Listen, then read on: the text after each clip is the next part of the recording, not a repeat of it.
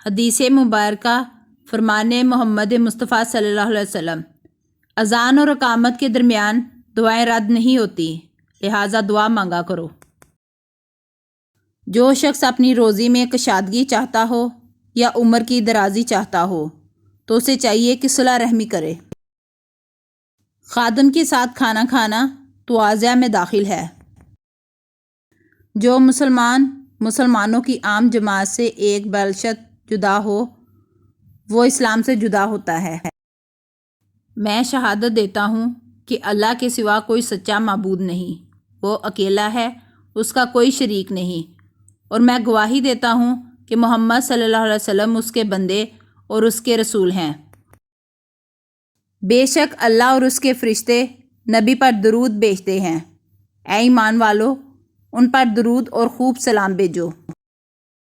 سوار شخص پیدل کو، چلنے والا بیٹھے ہوئے کو، تھوڑے لوگ زیادہ لوگوں کو اور چھوٹا بڑے کو سلام کرنے میں پہل کرے۔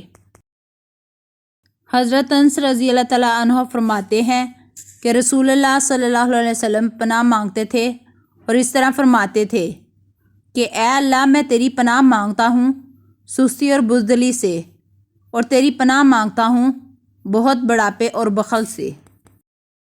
کسی غریب کو دینے پر صرف صدقہ کا ثواب ملتا ہے، لیکن کسی غریب رشتہ دار کو دینے پر دوہرا اجر ملتا ہے، ایک صدقہ اور دوسرا صلہ رحمی کا۔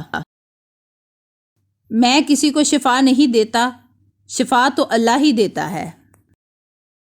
تم سب میں اچھا شخص وہ ہے جو قرآن سیکھے اور سکھلا دے۔ دنیا مومن کے لیے قید خانہ ہے اور کافر کے لیے جنت ہے۔